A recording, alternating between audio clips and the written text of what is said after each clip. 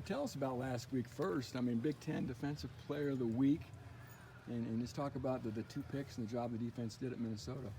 Yeah, going in, I thought we were, coaches had us locked in. So, guys going in, making sure we're in our right spots, very detailed going in. We know the backs that they had, they were going to try to run the ball on us. But, up front, I think we did good. And, just me getting those picks is, sometimes just being right place at the right time, listening to the call and just, catching the ball at the end of the day. Would you put that in the category of the one you got in the end zone, right place, right time? Yeah, that's definitely right place, right time. I mean, shoot, you can if you watch a film, I mean, in there we know that's all supposed to be my guy going in right there. But shoot, play to the end of the whistle. You seen the ball in the air, go get it. So yeah, I mean, that one come on. I mean, some people say lucky, but I always listen to Coach E. Ain't no interception lucky, no interceptions lucky. Just for the defense to have the takeaways that it did, he had 3. Just how important is that as you guys get going here in the middle of the season now? Yeah, winning the turnover margin, that's whenever you start playing Big Ten ball, that's definitely a big factor. So, limiting the turnovers on offense side and, getting those turnovers on defense. So, I mean, when we get those turnovers, the guys get fired up, we're getting off the field, get a little break, go around the sideline and just continue to get better. Yeah, Cam, big challenge this week against this much different offense. Just talk about what you've seen from Maryland, the quarterback, and the receivers they've got. Yeah, I think it's very different than last week. They got different guys who, they're going to try to target. A bunch of their receivers, get a lot of targets. So he's going to look for the open man. He's going to go through his progressions. And for the quarterback, he's going to get out too. I mean, he's a very agile guy. So, I mean, D-line's got to do a good job keeping their rush lanes. Defensive backs, we got to stay technique and fundamental against these guys.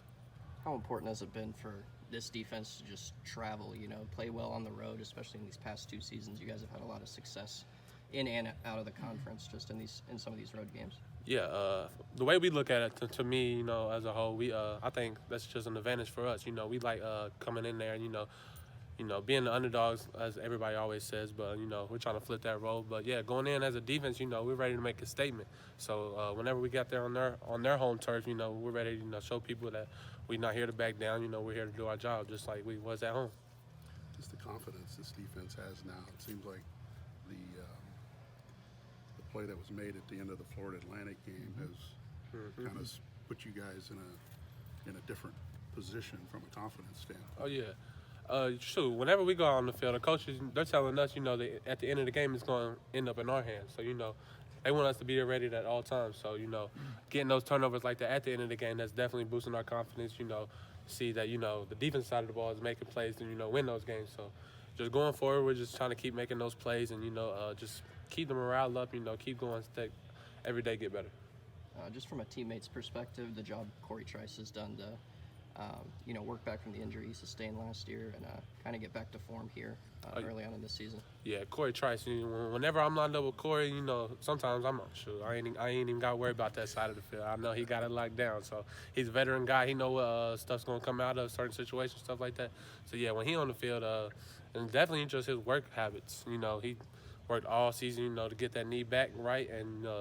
Sure, he was out there last game without the knee brace, so like Coach said, he looked more fluid, and I believe it too. I mean, I think every week he's getting better and better and just more confident in his abilities now.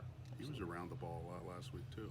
Yeah, I feel like they were trying to target him a little bit, go at him to see how he adjusts and stuff like that. But yeah, he handled it well. And, we know that's what he do. So, yeah.